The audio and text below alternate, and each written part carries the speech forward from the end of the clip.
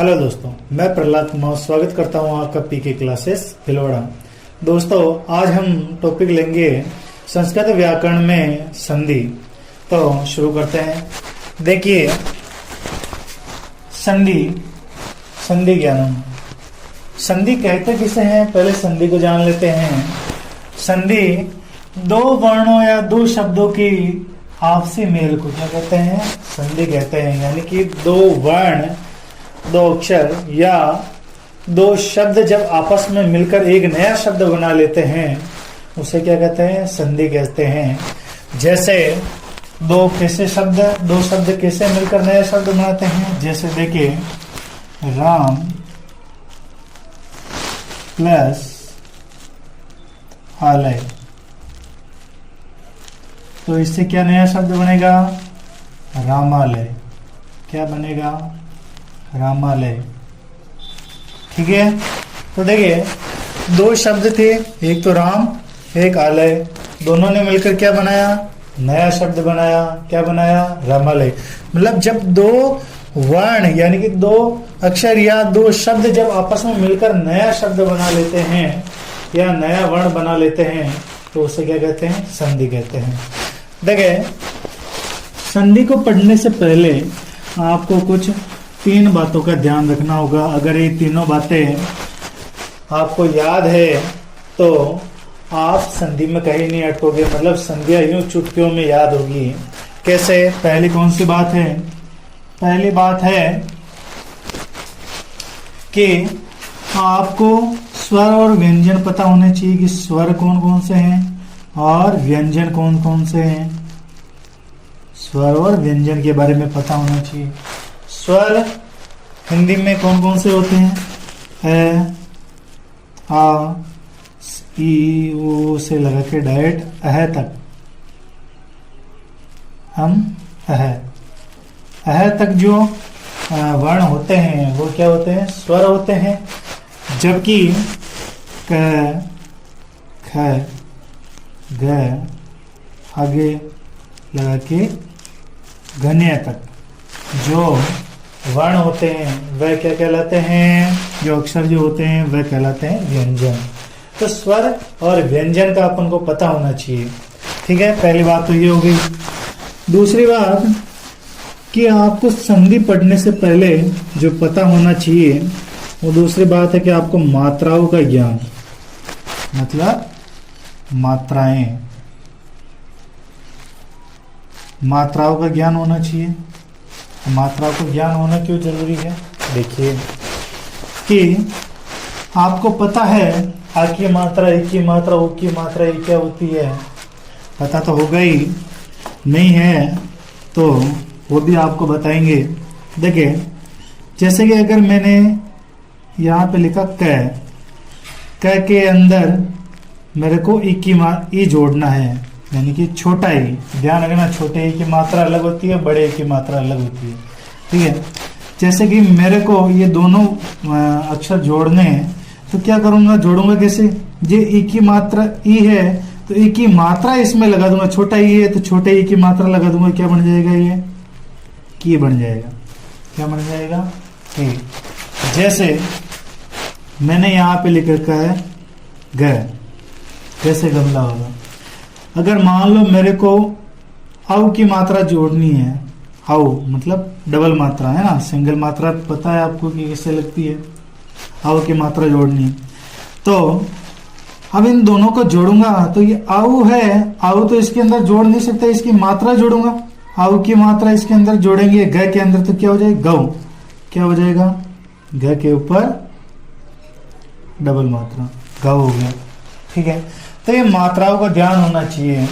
और मात्राएं कौन कौन सी है वो भी बता देते हैं आपको। जोड़ना इस तरीके से आपको बता दिया, तो भी मात्राएं बता देते हैं आपको। जैसे ए, आ, ई, ओ, रे, ए, आई, ओ, औ,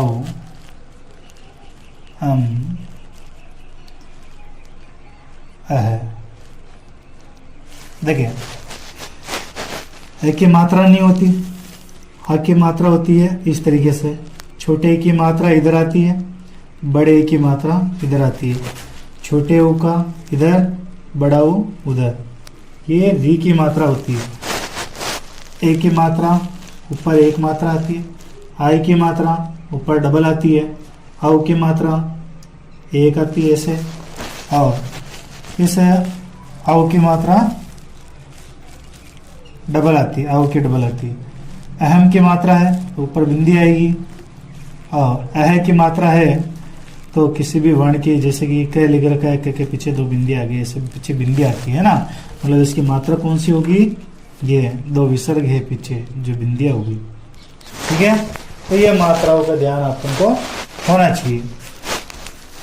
और जोड़ना किस प्रकार से, मैंने बता दिया आपको कि मात्रा किस प्रकार से जोड़नी है। हमेशा ये ध्यान रखना है, अगर मान लो यहाँ पे लिख रखा है ज के अंदर मेरे को छोटा ई जोड़ना है, और इधर लिख रखा है ज के अंदर मेरे को बड़ी ई जोड़नी है। देखो छोटी ई जोड़नी है ज के अंदर, तो कैसे जोड़ेंगे, छोटे ई की मात्रा लगाओ इसके, तो क्या हो जाएगा, छोटे ई की मात्रा जी, और जबकि बड़े ई की मात्रा इसमें लगाएंगे तो क्या हो जाएगा, बड़ी मात्रा हो जाएगी, बड़ा जी। बड़ी दिमाग में। अब देखिए तीसरी बात कि आपको संधि के प्रकारों के बारे में पता होना चाहिए कि कौन सी संधि किसके अंतर्गत आती है। जैसे संधि 3 प्रकार की होती है, संधि की परिभाषा अपन ने पढ़ ली।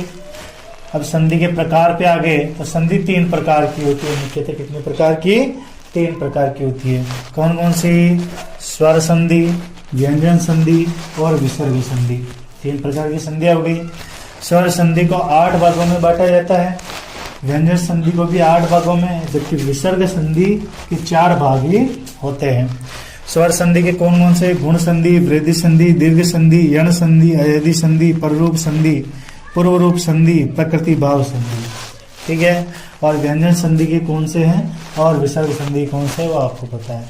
ठीक है, अब देखें कि जहां तक बात रही 6, 7, 8, 9, 10, 11, 12 क्लास तक की, वहां पे जो ज्यादातर संधियां पूछी जाती है वो पूछी जाती है स्वर संधि से। स्वर संधि से भी कौन कौन सी संधियां पूछी जाती है जो इंपॉर्टेंट होती है, एक तो गुण संधि, वृद्धि संधि, दीर्घ संधि, यण संधि, अयधि संधि और पररूप संधि। ये संधियां सबसे ज्यादा पूछी जाती है। पररूप से भी इतना ज्यादा नहीं पूछा जाता, फिर भी इससे कुछ क्वेश्चन बन जाते हैं। तो ये हो गए उनके प्रकार। अब अपन संधि पढ़ेंगे। संधि पढ़ने से पहले आपको पता है कि आपको मात्राओं वगैरह का ज्ञान तो हो ही गया है। अब इसको शुरू करते हैं, कौन सी संधि लेते हैं। स्वर संधि के अंदर अपन गुण संधि पढ़ते हैं। तो हाँ, तो दोस्तों हम स्वर संधि के अंतर्गत गुण संधि एवं वृद्धि संधि का अध्ययन कर रहे हैं। तो शुरू करते हैं। देखिए, अपन को कुछ बातों का ध्यान रखना होगा कि संधि को हल करते समय, और संधि को पहचानना भी बताऊंगा कि मान लो कोई संधि दे रखी है, इसके अंदर कौन सी संधि है, गुण संधि है, वृद्धि संधि है, या अयधि संधि है, यण संधि है। इस तरीके से पहचान करना भी बताऊंगा। देखिए कि हमेशा ध्यान रखें कि संधि को हल करने से पहले आपको ये फॉर्मूले भी याद होने चाहिए, यानी कि सभी संधियों के अलग अलग नियम है, अलग अलग फॉर्मूले, अलग अलग सूत्र हैं। तो मैंने यहाँ पे लिख रखा है गुण संधि के 4 फॉर्मूले हैं, 4 सूत्र हैं जो यहाँ पे लिख रखे हैं, और वृद्धि संधि के 2 हैं जो यहाँ पे लिख रखे हैं। सभी संधियों के अलग अलग सूत्र होते हैं। अगर आपको सूत्र याद है तो संधि भी पहचान सकते हो। कैसे, वो आपको बताऊंगा। देखिए, हमेशा ध्यान रखना है संधि को हल करते समय कि प्लस से पहले वाला वर्ण, प्लस से बाद वाला वर्ण, चेंज जो होगा इन दोनों में ही होगा। बाकी के कोई से भी वर्ण में चेंज नहीं होगा, न तो तय में होगा, न कार में होगा, किसी में कुछ नहीं होगा। बाकी चेंज जो होता है एक इसमें और एक इसमें, यानी कि प्लस से पहले वाले में और प्लस से बाद वाले में ही होता है। देखिए, वह के मात्रा किसकी लग रही है भाई, अपन को पता है कि वह के किसी की मात्रा नहीं है तो अपन को क्या मानना है, इधर है, क्योंकि मात्रा मैंने बता दिया कि मात्रा पहचानना आपको आना चाहिए, तभी आप इस संधि को हल कर सकते हैं, बाकी नहीं। प्लस से पहले वह, तो वह में किसी की मात्रा नहीं तो अपन अ मान रहे हैं, और वह के प्लस से बाद में क्या है, ली है। तो ऐसा फॉर्मूला कहां पे है, जहां पे ली की मात्रा लग रही है, ऐसा ली है और प्लस से पहले अ है। तो देखो प्लस से पहले तो अ है, प्लस के बाद में ऐसा ली है कि नहीं है, तो फॉर्मूला कौन सा, थर्ड वाला फॉर्मूला है। और इसमें संधि कौन सी है, गुण संधि, मतलब इसके अंदर संधि कौन सी है, गुण संधि। जोड़ना क्या है अपन को, इन दोनों वर्णों के मिलने से नया वर्ण क्या बना, अल को जोड़ेंगे किसमें, प्लस से पहले वाले अक्षर में। प्लस से पहले वाले वर्ण में हमेशा जोड़ा जाता है और प्लस से बाद वाले को हटा देते हैं, ये ध्यान रखिए आप। तो तय तो ऐसे कैसे आएगा, क्योंकि इसमें कोई चेंज होगा नहीं, तो ऐसे कैसे आ गया। वह के अंदर अपन को अ ल जोड़ना है, ल के नीचे अलंत लग रहा है, मतलब ल आधा है, ध्यान रखना। तो इसके अंदर पहले से आ गया, वह के अंदर बचा क्या, आधा ल, तो ये आधा ल लगा दिया। आगे ये ली हट गया, ये हटेगा प्लस से बाद वाला हमेशा, ये ध्यान रखना। बचा क्या, कार, तो क्या बन गया, तवलकार, क्या बन गया, तवलकार। इसी को आगे अपन अगला देखते हैं कि मम प्लस ईव, इसमें कोई मात्रा लग रही क्या, नहीं लग रही है, तो मतलब अ मानेंगे इधर, और प्लस के बाद में क्या आ रहा है, ई। तो ई आ रहा है, प्लस से पहले तो अ और प्लस के बाद में ई। देखो कौन सा फॉर्मूला है, देखिए प्लस से पहले तो अ, प्लस के बाद में ई आ रहा है, जबकि बाकी के कोई से भी फॉर्मूले सेम नहीं है, मतलब बाकी के फॉर्मूला में ऐसा नहीं है, इनमें भी नहीं है ना। यानी कि ये फॉर्मूला कौन से संधि का है, गुण संधि का है, और इन दोनों वर्णों के मिलने से कौन सा नया वर्ण बनेगा, ए मतलब छोटा ए, छोटा ए की एक मात्रा आती है, हमेशा ध्यान रखना।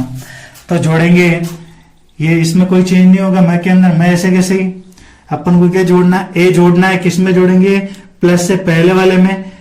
तो मैं के अंदर ए जोड़ने का मतलब है कि छोटे ए की मात्रा लगा दो, छोटा ए जोड़ना है तो छोटे ए की मात्रा लगा दी, प्लस से बाद वाले को हमेशा हटा दो, ठीक है।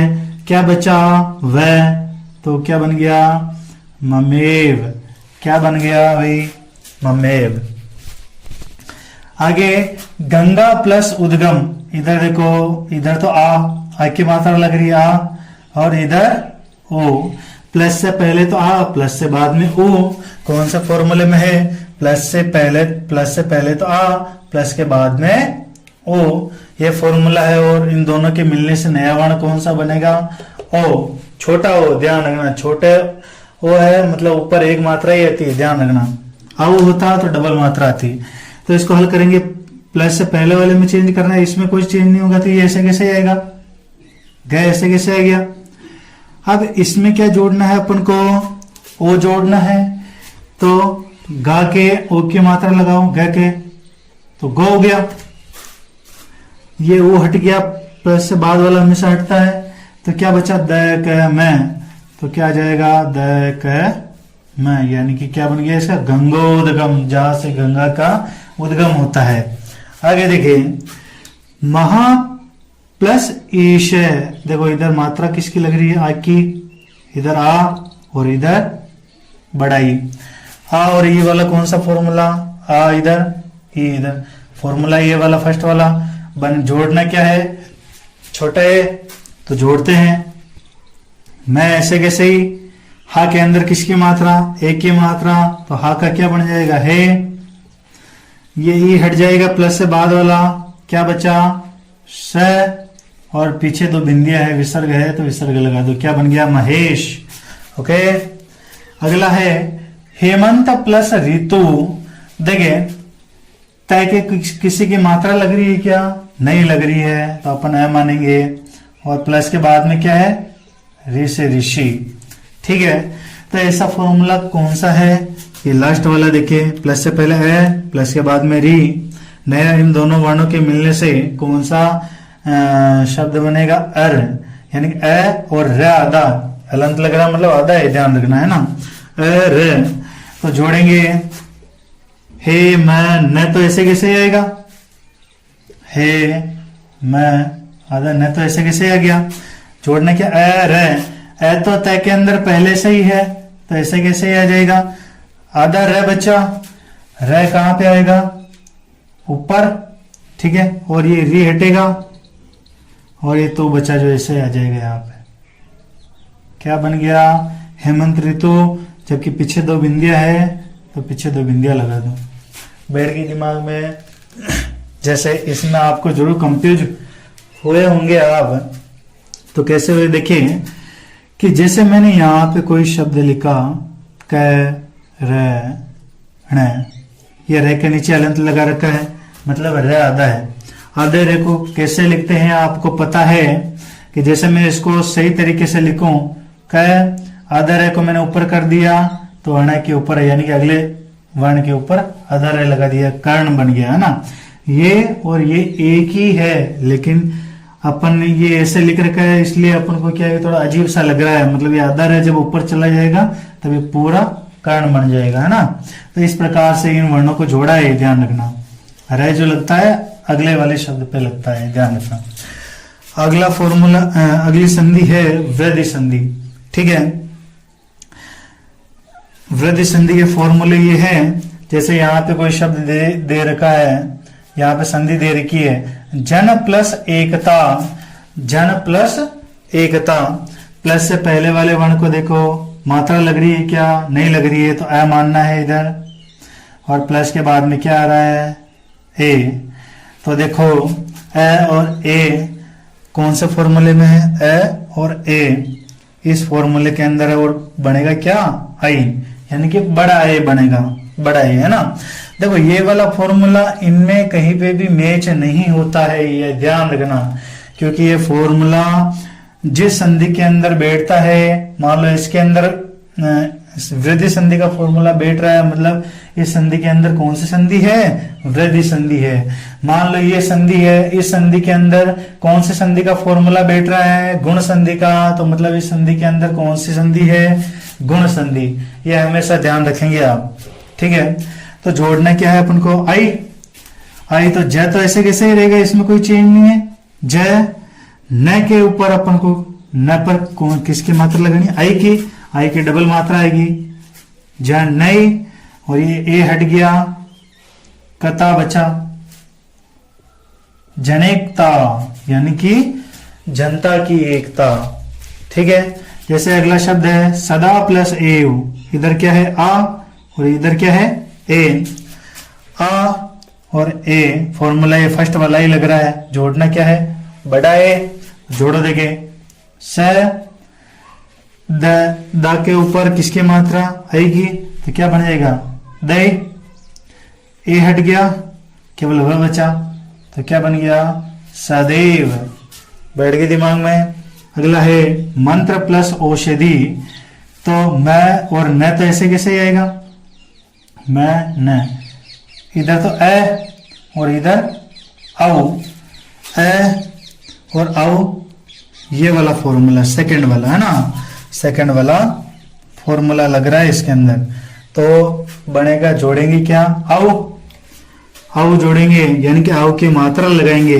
मैं न तो ऐसे कैसे लिख दिया, त्रय के ऊपर आओ की मात्रा लगाएंगे तो क्या हो जाएगा, त्रौ, ये आओ हट गया, या सीधी, क्या बचा, शी धी, बैठ गई दिमाग में। अब देखें, आपको कुछ कंफ्यूज भी हो रहा होगा कि सर आपने तो पहले बताया था कि क के अंदर अगर आपको उ की मात्रा जोड़नी है, बड़े उ की, तो आप क्या बना देंगे, उ की मात्रा लगा देंगे, बड़े उ के तो कु हो जाएगा। आपने तो ऐसा बताया, फिर यहाँ पे ऐसा क्यों बता रहे हो कि इन दोनों के मिलने से नया शब्द बन गया और इसको जोड़ना है। तो इसको भी देखें, मान लो न के अंदर अपन को ए जोड़ना है, न के अंदर ए जोड़ेंगे तो क्या बन जाएगा, ने, मतलब छोटा ए है तो छोटे ए की मात्रा लगाओगे आप, तो क्या, ज ने, ये इसमें जोड़ दिया तो ने कहता, ये कहता, ऐसा आ गया। जबकि ये गलत है, गलत होने की संभावना रहती है। क्यों रहती है, देखिए, क्योंकि ये वाला जो शब्द आया है नया बढ़ने के बाद में, ये गलत है। क्या है? गलत है। जबकि जनेकता में डबल मात्रा आती है, हमेशा आपको ध्यान रखना है। इसलिए मैंने इस तरीके से नहीं बताया है ना, क्योंकि ऐसे बताता तो आपकी गलती बहुत सारे वर्ड यानी कि बहुत सारी संध्या गलत होने की संभावना रहती है, यानी कि मतलब 25% सही रहने की संभावना, बाकी 75% गलत रहने की संभावना होती है। इस कारण से मैंने क्या बताया, दोनों वर्णों के मिलने से नया जो वर्ण बनता है उसी को जोड़ो, ठीक है। इसलिए फॉर्मूले लिखे हैं।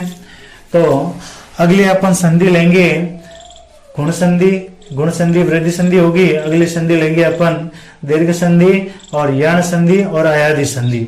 जब तक जय हिंद, जय भारत।